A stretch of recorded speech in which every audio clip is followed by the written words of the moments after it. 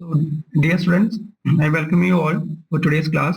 Today's class will be taken by Dr. Jobin Varghese. He is working as the Associate Professor at Department of Mechanical Engineering at Adishankara Institute of Science and Technology, Kaladi. He has done his BE and ME from Anna University and completed his PhD in Rehabilitation Robotics in Mechanical Engineering from NIT Calicut during 2012. His area of interest are robotics, biomechanics, rehabilitation robotics, assistive devices, and exoskeletons, design and control. In today's lecture, he will be delivering lectures about gears and helical gears. So you may please start the lecture. And for all the students, today's lecture will be divided into two sessions. There will be 20 minutes lecture by Jobin sir, and there will be 10 minutes QA for the students. The students may ask questions via chat to the panelist. So the QA will be delivered during the 10-minute lecturing. After the 10-minute lecture, after the 10 minutes QA, there will be another 20 minutes lecture by Jobin sir. Then there will be another 10 minutes QA. So simultaneously, you can attend the entire 1 hour session through this WebEx. So I welcome all the students. So you may please start the session. Thank you.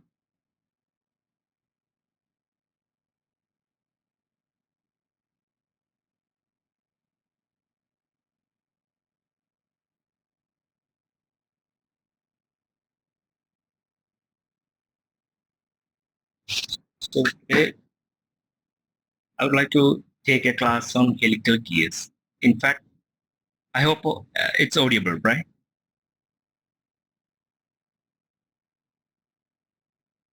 Hello, is it audible? Yes, sir. So I'm just taking the on helical gears, and here you can see this is the KTU syllabus as per this one, the fourth module, which comprises of helical gears, bevel gears, and worm gear. And today, my topic of presentation is on theory and concepts of helical gear, design procedure of helical gear, and design problem demonstration. However, I'm not going in deep, and introduction to the bevel gear. So let's come to the helical gear here. So different type of gears already just cover spur gear, helical gear, bevel gear, and worm gear, out of which focus is more on helical gear. When we compare the helical gear with the spur gear, in fact, the spur gear knowledge is very important to learn about the helical gear because that have many similarities here when we design. So when we see that one helical gear will have a inclined teeth when compared to the spur gear. So use this pointer. So you can see the spur gear and the helical gear, which have much difference here in case of the teeth inclination with the axis.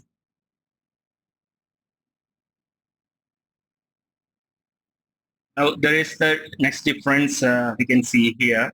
That is according to the helix angle is changed here. This is a straight teeth and it's an inclined teeth. And helix angle is changed, and here also you can see there is a spiral teeth in the case of helix. Yes. Now the main idea behind the helical gear when compared to the spur gear is that it starts from a leading edge and it go to the trailing edge. What I mean is that it's like there's a next video where we can just clearly see how it's moving. That is starting from a start point, then it moves to the end point. However, in the case of spur gears, all the teeth are directly in contact.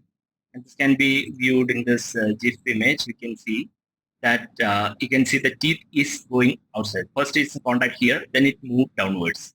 So here also you can be well seen that the teeth is coming in contact from the leading edge to the trailing edge in meantime. The major advantage of this one is that there will not be any noise. I don't say no noise, but however, the noise is much less in the case when compared to the spur gear because there will be impacts happening in the spur gear. And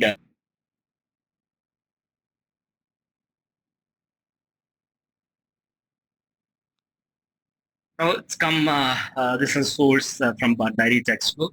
And the major nomenclature for this one is that it will take two planes. That are two planes is that one is a transverse plane, other one is a normal plane. So this is in fact showing the cut portion of the helical gear, and this is another cut portion of the helical gear where this is placed in a normal plane, that is almost some angle, at an angle psi with the horizontal. Okay, I hope everyone can see this one. There is a psi angle with the horizontal here. So this plane, two planes are there, XX plane and YY plane. So XX plane is that is on the screen board, on the screen itself. So it is resolved as psi. So there is an angle psi, and this is called angle of helix for using the in the calculations and design. But when compared to the normal plane, we can see this is alpha n. That is actually normal pressure angle, which is a pressure angle. We have seen the pressure angle in the case of spark gears. And the case of helical gears, there is two pressure angles. That is one in the normal plane, that is resolved in the normal plane, and there is in the transverse plane. So transverse plane, in fact, it is really like a horizontal, and the other one is having an inclination of psi. On that plane, it is taken. Now, helix angle can be exactly defined as, and you can see this part is actually the pitch circle. That is, the gear is kept parallel to the surface or the ground. So as a result, there's a pitch circle here, and we are defining a pitch circle here, and this is the axis of the gear. This is the axis of the gear, and now from the normal plane, actually we are just drawing a line at the center of the teeth, like this way. And when the axis of the teeth, which combines or which coincide with the axis center line of the teeth, which forms an angle called helix angle. So some major nomenclature or terminologies of this one. Helix angle, you can see that angle is taken with the horizontal. Next comes is, this is another one called the formative gear. This is another concept here where we know the spur gear is well defined with all the equations and design. So the major thing is like, this is the pitch circle. What we are doing is we are cutting with a plane that is at the angle of psi. That is the helix angle at the angle of psi. Now once it cut, it's in a circular form already. Now the circular form when cut, we can obtain a helix like this way. And from this helix with a radius r dash, if you are just drawing a circle, then we can obtain a spur gear like this. That is called a formative gear. In fact, there is no gear here, but it's an imaginary gear. So with the imaginary gear, all the calculations are based on this imaginary gear of the spur gear. So most of the design procedures are clearly same as that of the spur gear, except there is an angle that is psi. That makes the difference. So you can see this r dash is equal to d by 2 cos square psi. So in the case of a circle, it can be d by 2. But however, there is a cos square phi comes here. So always there is a cos phi that comes as the factor in the case of helix gear. Now, helical gear tooth form, there are straight and spiral teeth. You can see in this one. So obviously, this shows a spiral one. Like this shows a spiral one, and this shows a straight one. These are straight like this way, having a spiral teeth, a different type of this one. Then, depending upon the direction, they have divided into two, like right hand helix and left hand helix.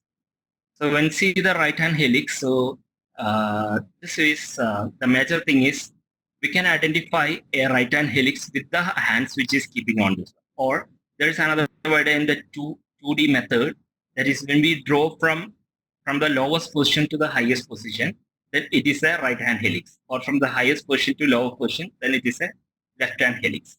So how can we determine this one is, in fact, always we are seeing whenever there's a 2D diagram, we are viewing from this point, not from this point, from this point. So this point lowest to highest. So this can be viewed with the help of a hands. By keeping hands like this way, this is the left hand. When keeping out the gear, what happens is that the thumb is pointing towards this. And from here, it should elevate. It should elevate in the topmost position as we are drawing like this. That is from lowest position to the largest position. So in this case, however, this is a right hand. However, when we keep the left hand, when the thumb is pointing towards the elevation position, we can assume that that is a left hand helix. And when we keep the right hand and when we point the thumb like this way, it's elevating towards this one. This can be the right hand helix. However, whenever if there is teeth is coming in the downward direction, we cannot use that. Only the teeth should go in the upward direction whenever hand is kept, and we can determine which type of helix it is. And in this case, obviously, when keeping the left hand, you can see that it should move upward. And the case of this one also, it should move upward. That is towards this one. And we'll be viewing not this part here. We'll be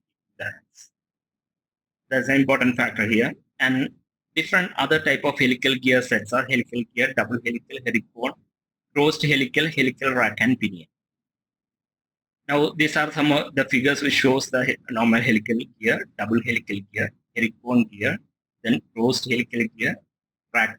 Then they're in the meshed format or mating format. Two gears are mated together each other and showing the way. These are the types. However, it's not covering our syllabus. We're not going into that. Herringbone gear has something. However, just I'm dealing only with the helical gears. And there is another factor called the thrust, which comes into the action. So the thrust is like gear is on the shaft. It is trying to move away from the shaft, that is pushing out from the shaft. That is called the thrust. So that is a major disadvantage when compared to the spur gears to the helical gears is the thrust, axial thrust.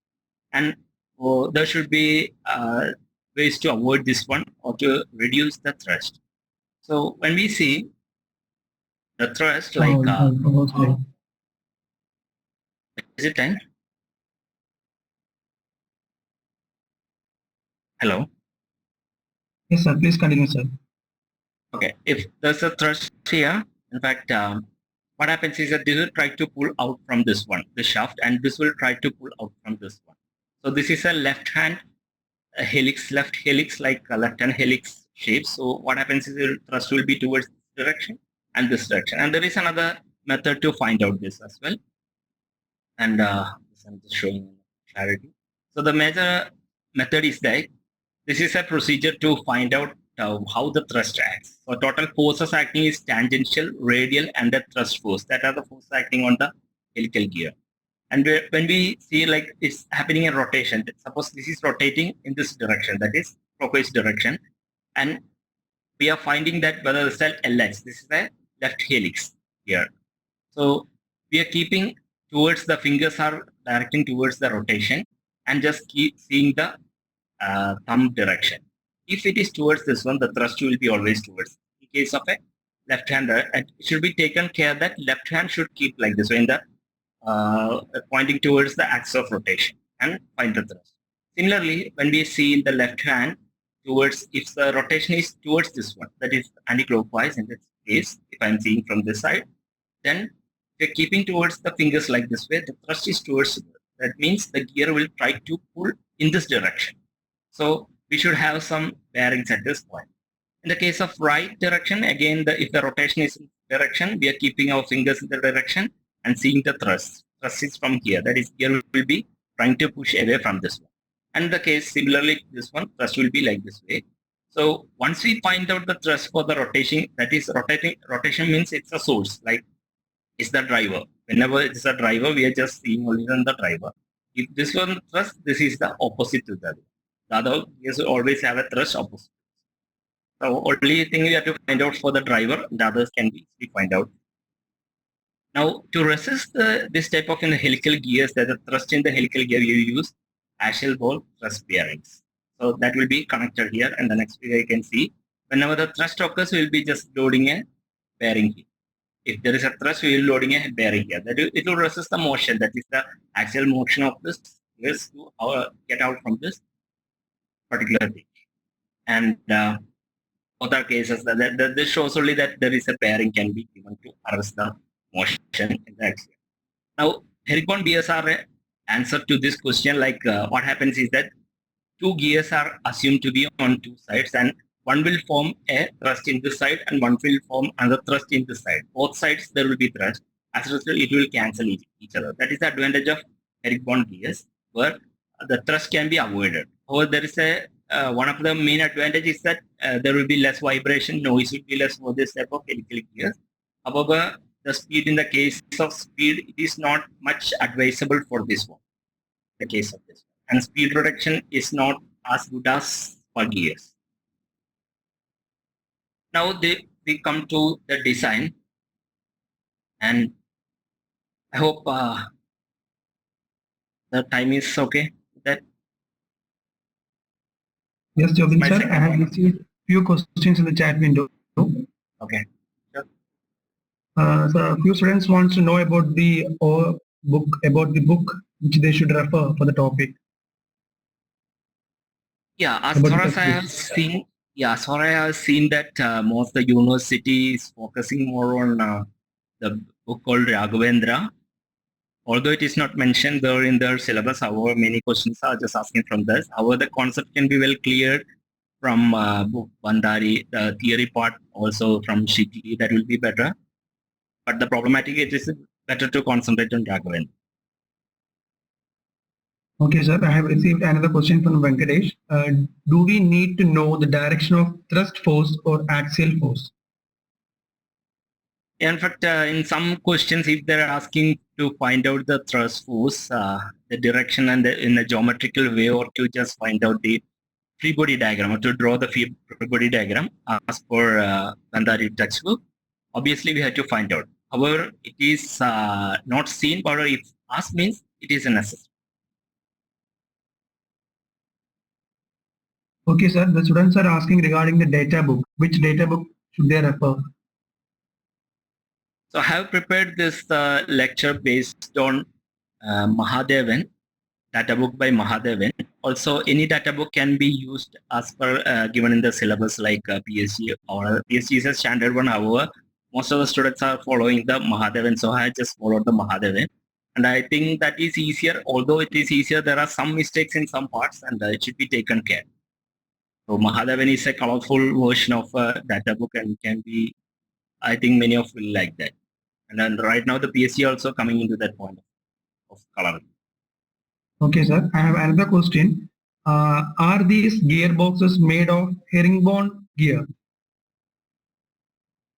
Which gearboxes?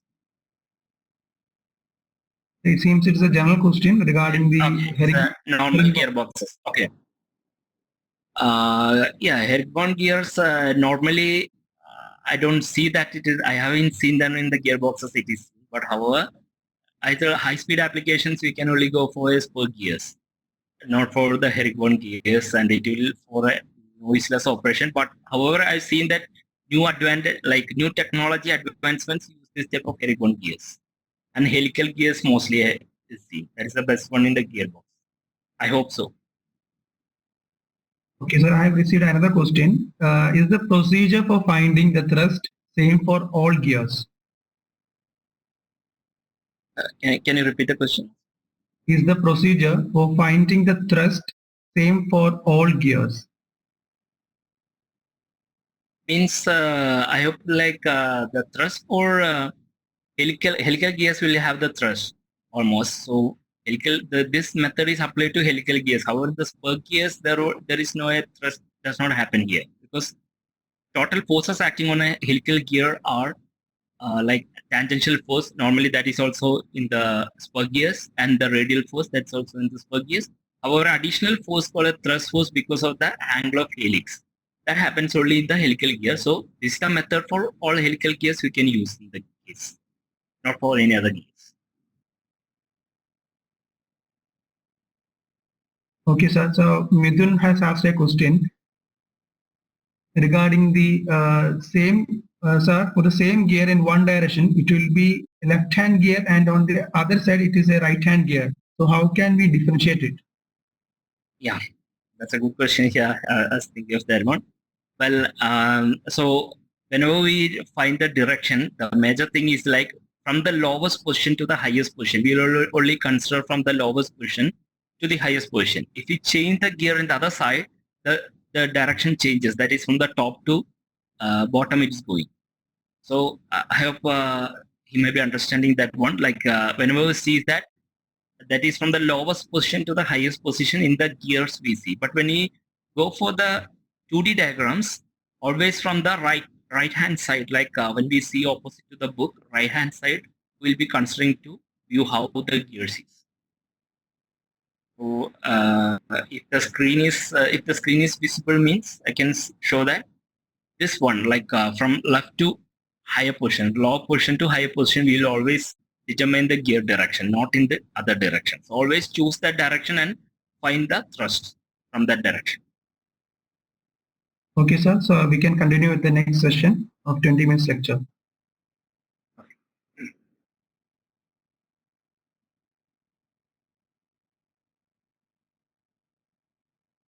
So next part is like I'm just introducing the design procedure of helical gear. So it is as similar as that of spur gears, except some equations difference here. And there is, I told, there is a psi, that is helix angle is added into this one. So a cos-psi factor will be always coming into being when we take the case of helical gears. So first part is like the steps are like this. Select the suitable material if not given from the table 12.7. So I said this is a Mahadevan data book I am following here. So from table 12.7, page 234. So we can take the material. If the PSU, obviously material can be taken for the gears from the particular table.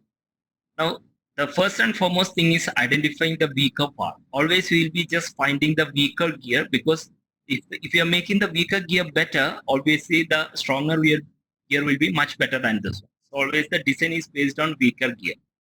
Otherwise, suppose the pinion may be weaker or gear may be weaker. So if we take the pinion as a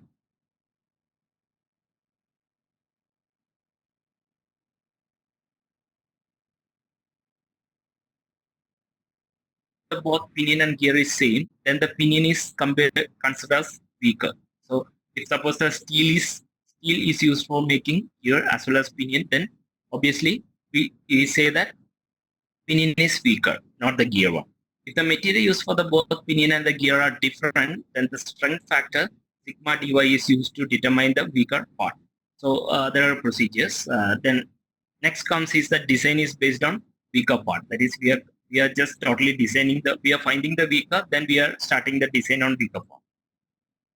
Now step 2, that is, we have to find the module. So the major idea of finding the module is that when we are going for meshing, only two gears will mesh only if the modules are same. So obviously, if you want to design that one, we should know the module.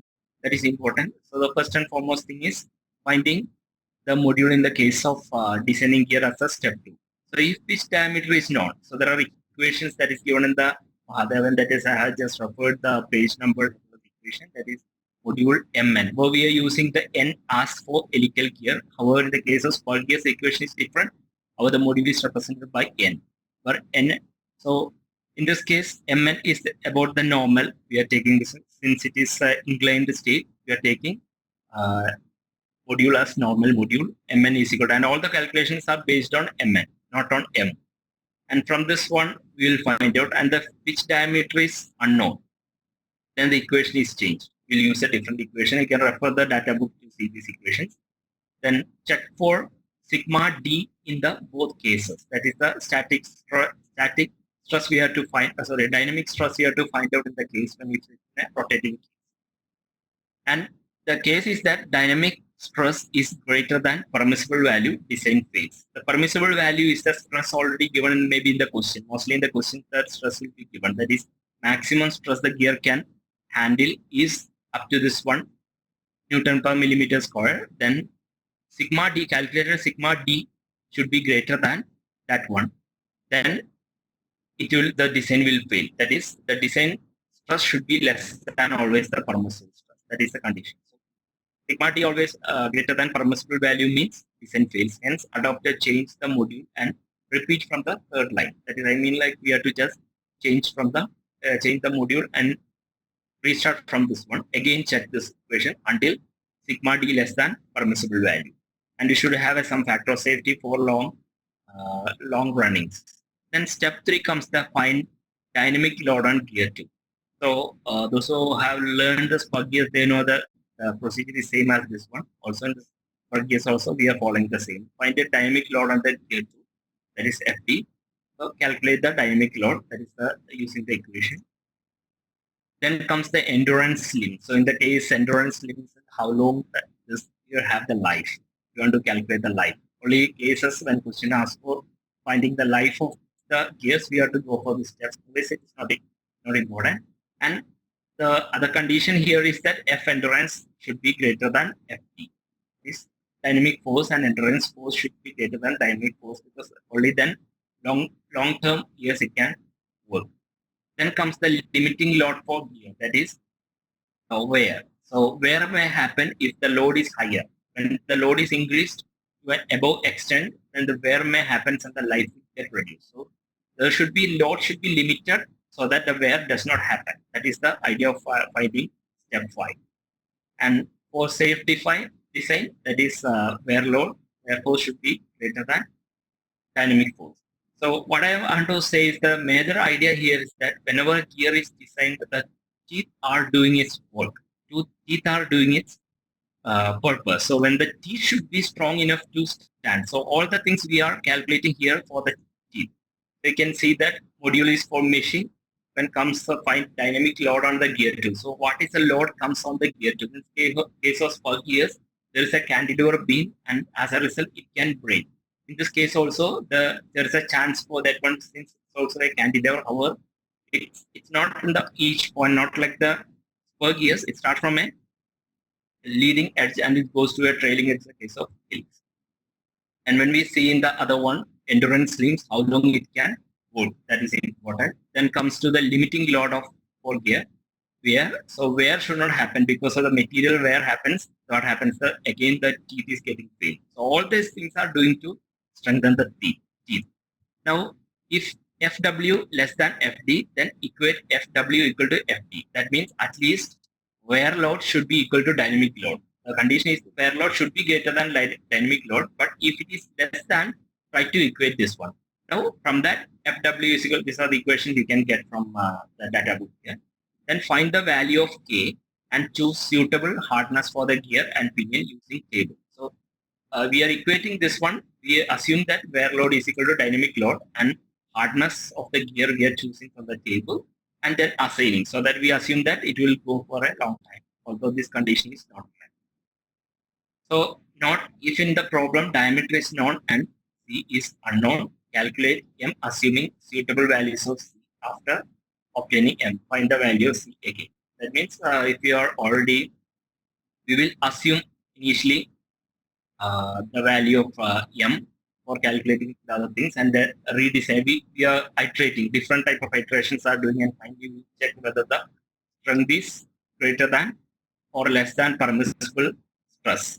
So that is, if it's greater than, obviously we have to reiterate. If it's less than, we don't want to reiterate. And this is the design procedure. I think I can complete. I'm not going to complete. However, I'll just do some part of problem, just show that to understand the concept. So these are the references I have made to make the materials. So this is an example of question example I have taken from the Raghavendra book. So this is a pair of helical gears are to transmit. So major thing is that we have to design a helical gear. That is the idea behind here. So you can see the question. Like the gear has a pitch diameter. The gears are made of casting, allowable strength of under. Determine the module and phase width from the static strength construction and check the gears for wear. That is FW. You can calculate what is FW. So I have only completed up to module and their like phase width. And so here we can just try to solve this one. Like power is given as 15 kilowatts. That is transmit power, required power to transmit 15 kilowatt. Then angle, stub angle, that is that we say the pressure angle is 20 degrees, stub in diametrical plane. I have helix angle is 45 degree. Then pinion speed N1 equal to 10,000 RPM. So pinion speed is given. Here the major thing is pitch diameter of the pinion is given. Also pitch diameter of the gear is given. That's I already told that if the diameters are given, we have to select a different equation, or else we have to do another one.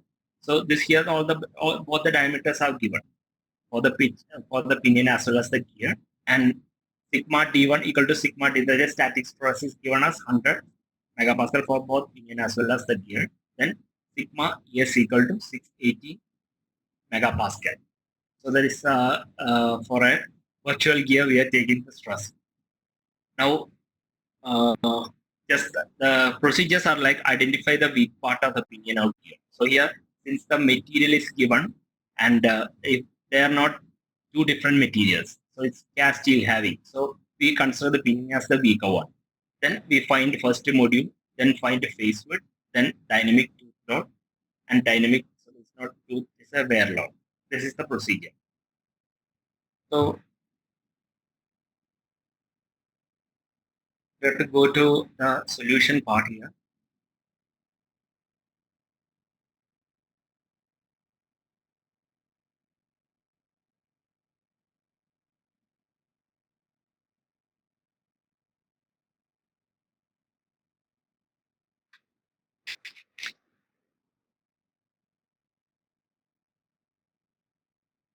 So this is the solution part where I have just taken the photos of the data book.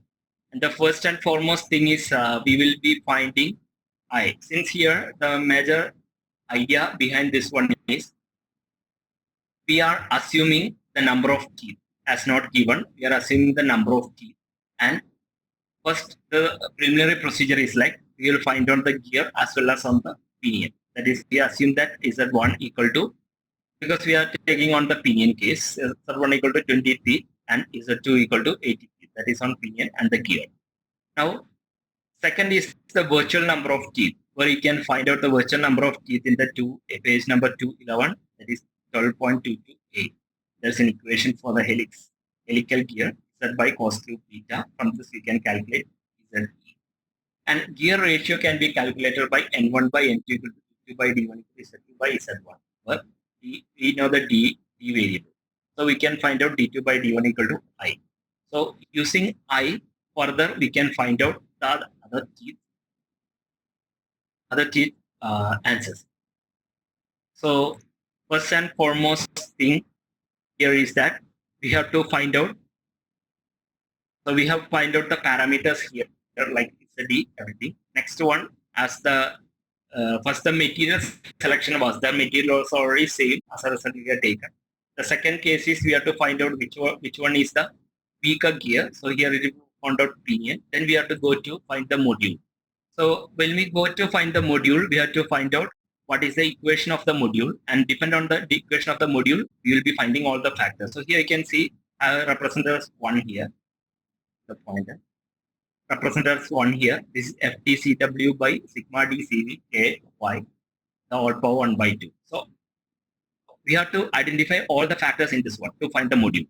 So in this case, first we have to go.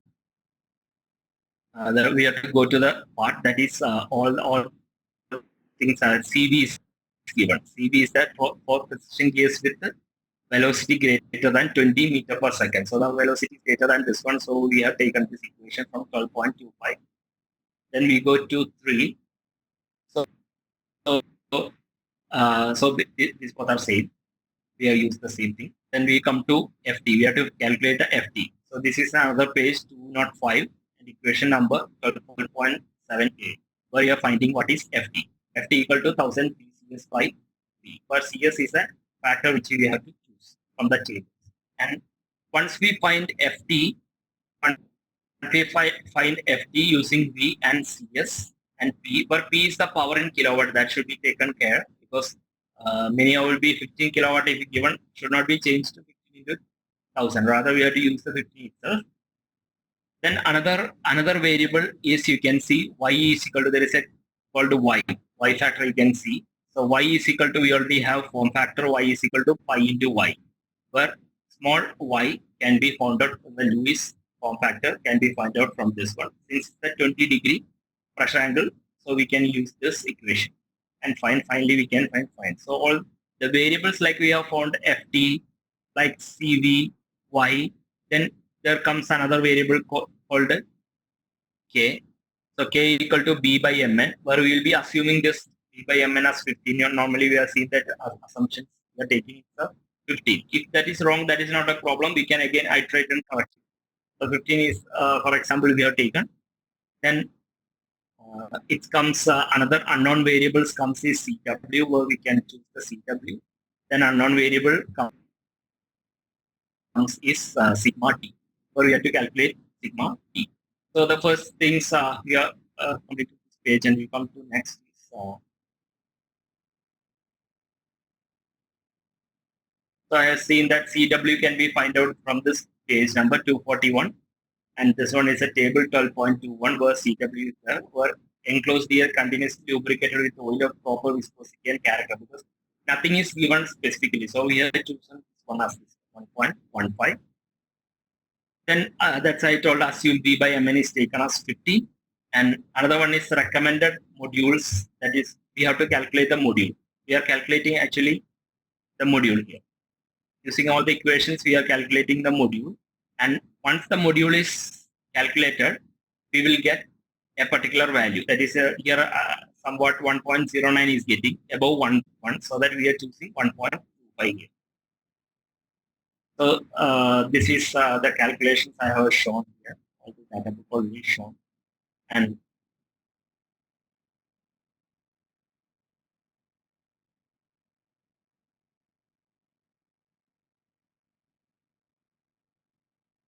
so once the module is calculated, all the module is calculated, and you can see sigma d can be, you know, all the factors you can find out from this part itself. That is 214 page number, all the factors they have given the table. Okay, there's no need to remember all these things. Just see here, all the references are being given. You can go and take the sigma d, CW, y, this factor, k, b, all the things we can choose from this one. Once we find the module, the first step is finished, and we will standardize the module to 1.225. This is only standardized means we will only get such gears in the, or can be manufactured such gears in the industries. This is a standardized form.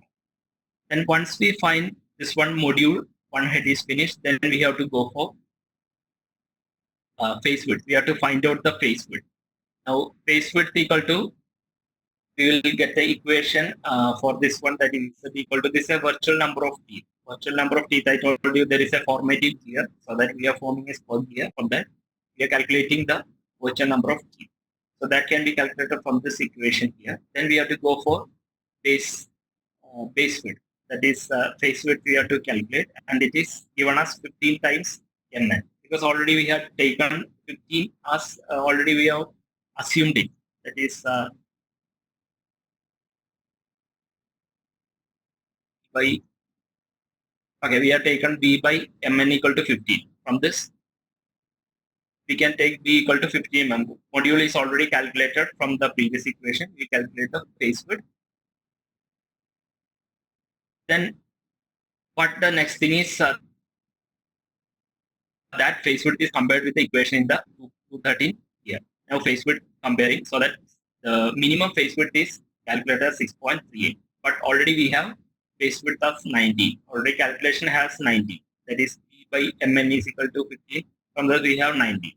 So we calculated, since V is greater than 19 is greater than 6.38, the calculated value of V is 6. So next one is to calculate Ft. That is a tangential force, which is having an equation here. Then y is equal, again this was already calculated, and the major idea behind is that one we are just calculating dynamic force. So this has to be, that means stress we have to calculate. Now this sigma d1 is calculated, and we are comparing with the values already given in the question. 100 megapascal is the maximum that can sustain. So we are comparing, and we are understanding that 71.28 is less than 100. So it is again safe. So it gives the green signal, we can move. So that's all. Again, we have to go for the dynamic as well as the wear. Yeah. So I have a bevel gear session also, that is already an introduction, and the further will be continued in the later classes. And so is it time up, or can I continue for bevel gear for at least some time? So let's move on to the Q&A session. Yeah. Okay, we have a few questions here. First one, how do we determine CV if velocity is unknown?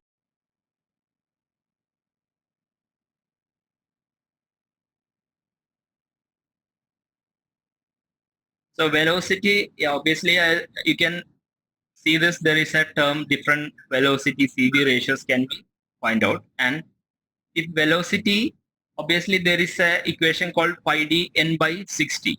You'd be using that one. But from this one, we can find out the velocity. Once the velocity is found out, we'll be using, incorporating in this one, we'll find out the CV. I think I have missed that step somewhere. Velocity is not found. Okay, so the next question is, what about the velocity ratio of helical gear? Is it constant or varying? Velocity ratio cannot be always varying, because velocity ratio, in fact, what is that means that the ratio of the output to the input, or the gear to the pinion. So we are reducing actually the velocity ratio. So it cannot be vary always. It can be always constant. Because in the case, I don't think that there is a way to like only reduction ratios have seen the velocity, not any variation happens. And in such a case of variation happens, it's very difficult if you're using in a gearbox in vehicle. But the problem is that when you have some speed, and without your knowledge, the speed will be getting increased or the ratio is changing. That is uncontrollable. Next, we have another question. While designing the gear, should we also consider the loading on the shaft? Should consider the bearing. It's given as loading on the shaft. Okay, should we consider the load on the shaft? No. In fact, here, there is a separate section for, as I understood, I'm telling like, there's a separate section for shaft design. So here, this is totally concentrated on only the gears, not on the shaft, where shaft should be separately designed and the gear should be separately designed. I told you the design of the gear comprises of the design of actually the teeth. The teeth should not bend, wear, or it should not fail. That is a major idea here, not the shaft. The load will be obviously transferred to the shaft and it should be designed in a different context. Okay, the next question is the design procedure for helical and bevel gear same as spur gear? No. The design procedure, in fact, the procedure is like to find the module, find the next stage of space width, and where all the things will be same, but the bevel gear having a difference. Obviously, they have in equations they have difference, but as per the we say in words, that will be almost same, but not exact. That I hope I can cover in the next classes for bevel and boom gears. Okay, sir. Another question is how to find the phase width for helical? Yeah, phase width is that I have shown that phase width calculations. That's why we are taken like there is a ratio already taken B by Mn, where B is the phase width, B by Mn equal to 50. This is the assumption. Once we come to the module case, we can find B equal to 15 into Mn. We have find out B equal to 15 into Mn, and we are comparing this phase width with 90. Also with the minimum phase width requirement, we are calculating the minimum phase width requirement here. So we are comparing minimum phase width requirement. There is a module term for this module. What is the minimum phase width? That is comparing with the already calculated or assuming the phase width. Now B is greater than B minimum, so it's safe. So we can calculate. Okay. Now there is a general question regarding the textbook for reference. Is the textbook named Machine Designed by Kurumi and Gupta enough for reference? Yeah, obviously, what I have understood from valuation process as well as teaching all the things, and then the university case, what I understand that the university expecting that we should have a knowledge from the theory part as well as the design part. Both part it should have a knowledge. So they will be asking the question which is split into numerical problems as well as the theory problem. And in that perspective, when we see that some textbooks are very good towards the design problems and some towards more theoretical concepts. Both should be developed. So I think the mixture of textbook always help. Obviously, Kurumi can help, but the nature of the questions that they're asking in the question paper, that the students should train in such a manner that they can face the exams with the expected type of questions, rather than going into wide area of different. In Gandhari, have seen the different direction of question. However, the university character should also be followed to train yourself to get a good marks. So two more questions. If helix angle is not provided in question, do we have to assume? Yeah, obviously in the design that is usually we are assuming all the angles required.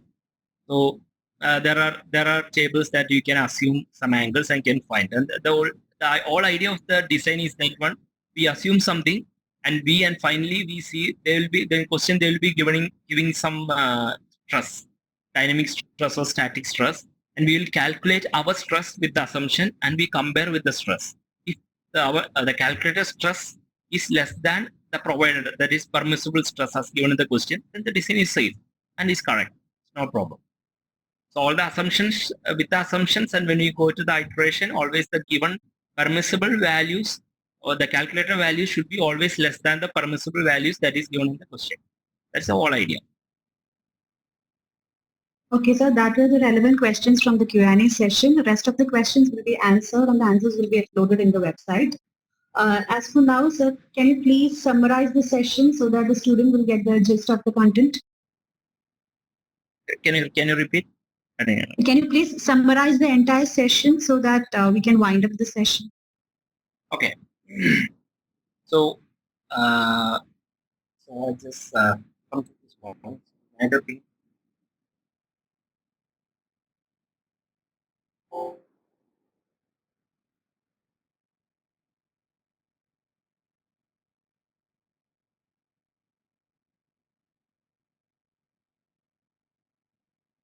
So what I have just presented here is, first I have just explained the theory and concepts of helical gear. So as part of this one, helical gear, when compared to the spur gear, what is that? The teeth is inclined to the axis. That is a major difference here. And the spur gear, it is parallel. So as a result of this one, there are advantages or disadvantages. The major advantage is that one, the noise will be less, vibration will be less. That is, smoother operations can be obtained as we are getting in the gearboxes, obviously in the vehicles. But in the case of spur gears, there is impact forces and the noise will be higher. And when we come to for the high-speed operations, spur gears cannot be used, or I don't say cannot be used, however, that is quite noisy, and the failure tendency is much higher in the case of the spur gear. And the other things I have seen that helical gears have both helix, right hand and left hand helix. So that can be identified with the left hand and right hands. Then we come to design procedures, and I said that design procedure is like, first we have to observe the question well, and we have to understand which is the permissible value, and whatever the ideas given. If not given, we have to assume from the tables, and from the tables, once we assume, and we are calculating the stress, and final stress or dynamic stress may be calculated, or static stress may be calculated, and when we take that stress and compare with the given value, and it should be always less than the permissible stress given in the question. If that design is correct, else design is not correct. Then obviously we should take care of the wear, because the wear will happen, obviously. That is one of the important points and see in the questions. Then like I have given the problem demonstration, and there is an introduction to the bevel gear. Obviously the time, as the time limits, I'm not going to do that. Maybe in the next class I can do.